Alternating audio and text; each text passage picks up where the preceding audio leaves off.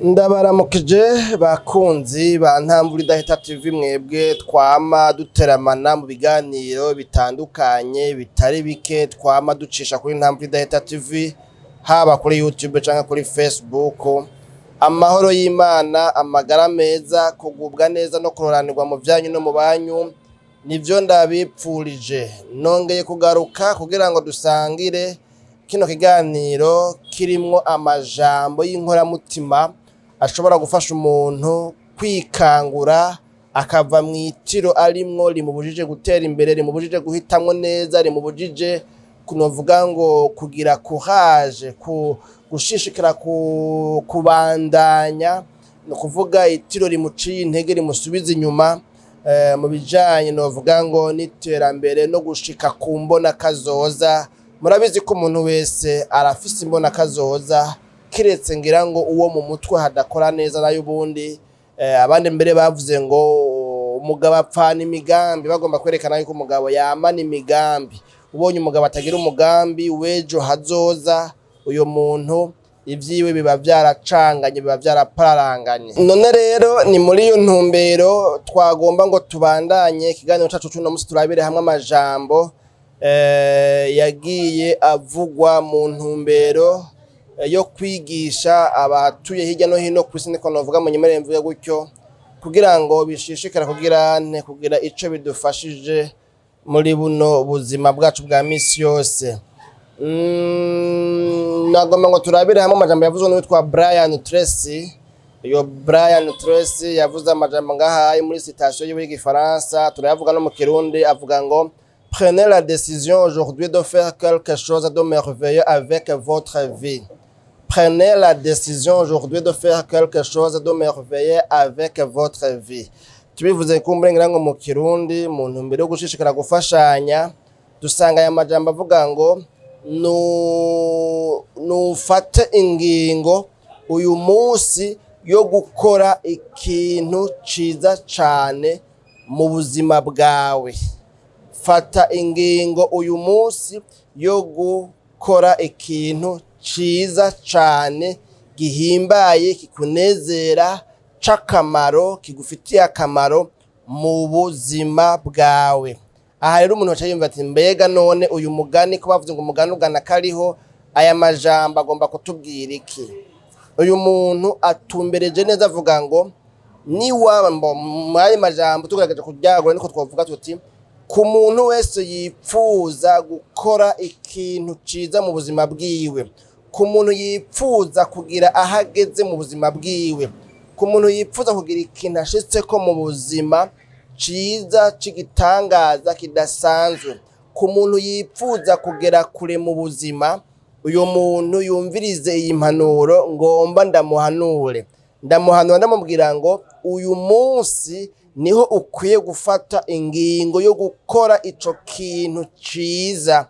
No kuvuga umuntu wese yipfuza gushika kure mu buzima, ingingo yo gushika kure mu buzima ntazoyifata ejo canke hirya y'ejo. Hari indirimbo abaririmbyi baraho nahora numva baririmba, nibaza ko n'ubu kiririmbwa, ivuga ngo kuko ivyejo bimenya abejo. Abandi bavuga ngo kuko ivyejo bibara abejo, biharurwa n'abejo. Abejo nibo baharura ivyejo. Wewe uyu munsi n'uyu munsi nyene, ivyejo bizomenywa n'abazoba bahari ico gihe ejo, mu ntumbero yo kwerekana yuko birashobora gushika yuko ejo wewe utazoshikayo. Asanga bishobora gushika yuko rero ejo wewe utazoshikayo, ivyejo muri make ntibikuraba, ariko wewe ivy'uno munsi nivyo ufise ko access. Ivyejo uzobigira ko access niwongerwa iminsi yo kubaho niwashikayo. Mugabo kutarashikayo, uyu munsi hariho ikintu wokora gihuye n'imbona kazoza yawe, gihuye n'ivyo wipfuza gushika ko mu buzima. Ico naco nimba wipfuza ivyiza, nimba wipfuza kugera kure mu buzima, nimba wipfuza kubaka ubuzima bwawe bukaba ubuzima budasanzwe, ubuzima burimwo umunezero, burimwo ivyiza, burimwo novuga ngo ukuroranirwa n'amahirwe, ingingo ifatwe uyu munsi. Uyu munsi rero ngo nufate ingingo yo gukora ikintu ciza kidasanzwe, ikintu gihambaye mu buzima bwawe. Fata ingingo yo gukora ikintu kidasanzwe uyu munsi, kuko uno munsi nyene niho ufise novuga ngo ubwo burenganzira, niho ufise access, niho ufise nivyo uhambije, hanyuma ukore. Kuko niwakora ikintu kidasanzwe uyu munsi, ikintu kidasanzwe kizovyara ikindi kidasanzwe. Mu kiganiro c'uburenganye twabonye yuko ngo le succès attire le succès, mais l'abandon attire plus d'abandon. Ngo ukuroranirwa, ugukora bigacamwo, guhamagara ukundi kuroranirwa cyangwa se gukora bigacamwo bigakunda. Inyungu ihamagara iyindi nyungu, ariko ukurambirwa, ukubivamwo, ukubiheba nako gukwega, ukubiheba rwose, ukubiheba burundu, ukubiheba mu buryo burushirije. Muravyumva? None rero uyu ya Brian Tracy atubwiye ngo prenez la décision aujourd'hui de faire quelque chose de merveilleux avec votre vie. Ni waba wipfuza kugera kure, fata ingingo uyu munsi yo gukora ikintu kidasanzwe. Uvuge ngo ndiyemeje gukora iki kintu kuko ndakeneye kugishikako. Ntiberere mu kuvyipfuza gusa, oyaye abashika ku bintu biri merveille, abashika ku bintu bidasanzwe, abashika ku bintu vyiza, abashika ku iterambere rirama, ni abantu badesida, ni abantu bafata ingingo, ni abantu bahaguruka bagakora, ni abantu bakura amaboko mu mpuzu, ni abantu bagira ikintu bakoze mu ntumbero kugira ngo bazoshike ku byo bipfuza gushikako. Utegerezwa gufata ingingo, utegerezwa guhitamwo, utegerezwa guhaguruka ukavuga ngo hari ikintu ntegerezwa gukora kiri merveille, ciza, kidasanzwe, gihambaye, kugira ngo bikunde nzoshike kure. Hariho ikintu utegerezwa gukora, hariho ikiguzi, hariho ico usabwa gukora. Biragusaba ko ushiraho ingingo, ko ufata ingingo. Biragusaba yuko novuga ngo wihindahiro, ukavuga ngo ndamaramaje, ntegerezwa gushika kure hashoboka, ndamaramaje, ntegerezwa kugira ikintu nshitseko. Kubw'iyo mpamvu rero ntegerezwa gukora uku, nukuvuga mpisemwo gukora uku. Mfashe ingingo yo gukora uku. Gutyo rero bizoheza bikunde, ugire ahantu heza ushitse, hatangaje, hari merveille, heza hashoboka. Nimba wipfuza gushika kure heza, fata ingingo yo gukora nawe ikintu ciza, ikintu kidasanzwe, ikintu kizovyara ikindi ciza, iciza kizovyara iciza, igikorwa c'ubuhizi kizovyara ikindi gikorwa c'ubuhizi. Ntiwiyumvire ngo bizizana wapi, fata ingingo. Niyumvira rero yuko rero ngaha wawundi yavuze ngo nta magwara ahogwa, kuvuga menshi siko kuyamara, kandi ngo bibwirwa benshi bikumva bene vyo. Naho rero bavuga ngo ubutosora ifuku yamiza katsi mu jisho, nizera yuko nawe ngaha wumvise yuko uyu Brian Tracy amajambo yatubwiye, amajambo atubwiye muri kino kiganiro cyacu cy'uno munsi, ara yuko uyu munsi ariho dukwiye gufata ingingo yo gukora ikintu kidasanzwe kugira ngo bikunde tube abadasanzwe. Ntidushobora kuzoba abantu badasanzwe nitutahaguruka ngo dufate ingingo yo gukora ikintu kidasanzwe. Dutegerezwa gufata ingingo yo gukora ikintu kidasanzwe kugira ngo tubone kuzoba abantu badasanzwe ejo haza. Jewe Janvier Manirambona rero aha niho ngoma ngarukeze kino kiganiro, sozera mvuga nti mbega uravye hari ikintu kidasanzwe wumva wohitamo gukora uno munsi, mbega wumva hariho ingingo wodesida wofata. Uyu munsi niwo munsi wo gufata ingingo y'ibyo ukwiye gukora, y'ingene ukwiye kwifata, y'ingene ukwiye kwitwara, y'ingene ukwiye novuga ngo kugwiza umwimbo, y'ingene ukwiye gusatira birushirije mu bijanye n'ubuzima bwawe bw'ejo hazoza, kugira ngo bikunde ushike ku kintu novuga ngo kidasanzwe. none rero naya majambo kandi novuga ngo uwubishize mu ngiro birakunda, afashe ingingo hanyuma agaca haguruka agakora ikintu kidasanzwe gishobora gutuma nawe aba umuntu adasanzwe. Ushobora kuba umuntu adasanzwe, ushobora kuba umuntu novuga ngo yateye imbere nawe atakintu na kimwe ukoze. Kora kugira ngo ibikorwa ukora bigushikane hantu hadasanzwe wipfuza gushaka, kubera yuko twujuje abantu benshi bipfuza kuba abantu badasanzwe kandi biteze kuba abantu badasanzwe, ariko mugabo atakintu bagize ntibabanje gukora. Ejo hahise ntera nsozera nasomye témoignage intahe iraho y'umupastor araho, uyu mupastor umengo niwo muri Cote d'Ivoire sinibuka igihugu kumbure avamwe mugano umunyafrika. Hanyuma rero yari karashinga intahe ibijanye n'ivyamubaye ko muri baccalaureat ya gatatu mu mwaka wa gatatu wa kaminuza, igice ca mbere c'amashuri no kuvuga diplome ya mbere yo muri kaminuza. Uyo muntu ngo yarakijijwe cane, ngo agasenga cane, akavuga ubutumwa cane, akavugishwa gahanura.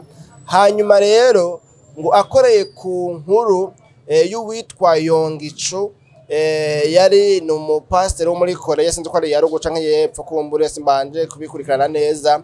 Hanyuma rero ngo yari yavuze ahantu, yavuze ngo umuntu ngo akwiye gusenga ngo avec précision, agapresiza akadoma ko neza ngo ico yipfuza kw'Imana imukorera, ngo no kuvuga ngo agapresiza.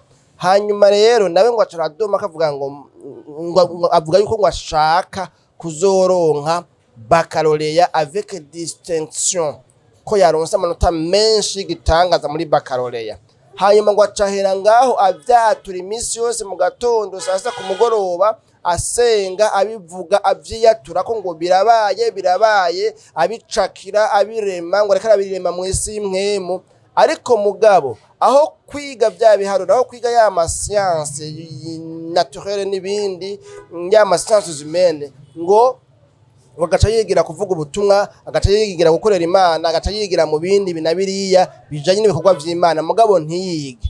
Burya ngo hageze gukora ikibazo vyaramunaniye, aradubura ngo bimwe biteye ubwoba n'amanota mabi cane.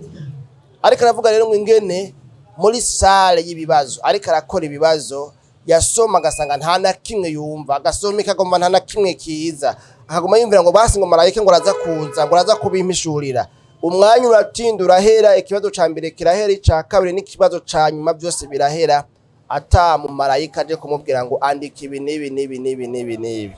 Yariko aravuga ngo rero ibyo twibwira ngo ni ukwizera kutavanze no gukora. Umuntu adahagurutse ngo akore, ntiyumvire ngo azobicakira, ngo azovuga ngo ngo birabaye. Wapi, kora hanyuma Imana ihezagire ibikorwa vy'intoki zawe, ihezagire kuvyo wakoze. Hariho ibintu rero urumva umuntu adacakira gutyo nyine ngo ni mw'isi y'imwemu ngo ariko arabicakira. Wapi, nuko mbere navuze iyo nkuru y'uwo muntu. Urumva rero ko mugabo byarangiye ayobewe kugeza igihe yahisemwo kwiga, akareka kuja gusigura mu mwanya utari uwo gusigura. Jewe twariganye, ntitwiganye, twararirimbanye ahubwo n'abantu. Abo bantu twaririmbanye rero ico gihe nibuka ko bari mu mwaka w'indwi kumbure ngira ngo. Hanyuma rero mugabo ico novuga ngo mu bihe vy'ama examen, aho kugenda muri etude ngo bagire revision, wasanga bagiye kumesurira impuzu abarwayi, bagaca bagenda mu bitaro gusuhuza kugirane. Kandi ejo bafise examen ya mate, ejo bafise examen y'ibindi biharuro, y'ibindi vyigwa kanaka. Hanyuma rero byabonekana ko umenga ico gihe mbere umengo Yesu agiye kugaruka, hari umuriro, hari umuvyuro. Twarasenga muri korale, umwosoro ugashunguruka, ubuhanuzi n'inzozi abo Imana yabwiye ibi na biriya. Ariko mugabo ico gihe abantu bose batize avec du sérieux, vyarabarya, vyarabananira, barayubiwe, baratubuye, abandi baratripura, turangara, turashwiragira. Muravyumva? Hanyuma rero ndibuka yuko jewe nagwa mvyuka nsoma nsubira. Igihe kimwe mvuye muri korale ndasoma numva birase ko nari ngwaye amaso ico gihe novuga ngo mabi nata amaso meza yari amaso mugabo bivanze n'amatrouble psychiatrique bivanye n'ubuzima naciyemwo ubuhungiro ubupfuvyi ubukene ubuki ibyo vyose birandemera nanje nkiri umwana yarakwiye kuronka keya mugabo nakuze ntaronka uwumpa keya urumva nyene haca hababa ariko ndibuka ico gihe niseguzikaye none gamana nsenga none gamana ko vyanse ko niga kandi mfise interrogation nkabira bikandaba ndagerageza ndibuka muri iryo joro rero umunsi umwe nsoma utuntu twarudutire hamwe twarudutire dutandatu hano twarudutire indwi hari mu w'icenda nyagihe nabwo nti Mana jewe sinshobora gusoma ibi bintu byose ntibikunda amaso vyanse ko niga yindi myanya nawe nagiye muri korale mugabo nashaka kwiga ariko mugabo mu mutwe biranse kubera ko ngwaye hanyuma rero ico gihe nca ndasoma bwa butire bwonyene ndavuga nti Mana ubu nibwo nize uko numva umutima urandongoreye kwiga kuri utwo tuntu twonyene nca ndadusoma rimwe rizima hanyuma ndadufata ku mutwe gutyoye bukeye muri interrogation nca nsanga yazanye bya bintu bibiri nyene urumva mugabo vyazananye he narumvise ko meze nkaho mengo ndabihishuriwe nkaho mengo ndumva ko hari ikintu kinyemeje ko basi notuma niga ivyo numva ko mengo nta kundi ivyo basi ngerageze niba bizanamwo basi ndotume nturamwo na bibiri kwa ko umuntu nyene yiyumvira ati basi kingira ngo bokibaza burya baca barabizana kandi ico gena cenda bitora hanyuma rero bica birakunda none rero uyu munsi niwo munsi wawe wo gufata ingingo yo gukora ikintu kidasanzwe ciza cigitangaza gishobora guhindura amateka y'ubuzima bwawe niho bizokura nawe ukaba umuntu adasanzwe mugabo nutafata ingingo bikiri uyu munsi ejo hashobora kuba hamaze kurenga jewe Janvier Manirambona nari ntiramanye namwe ndabike baduye naho butaha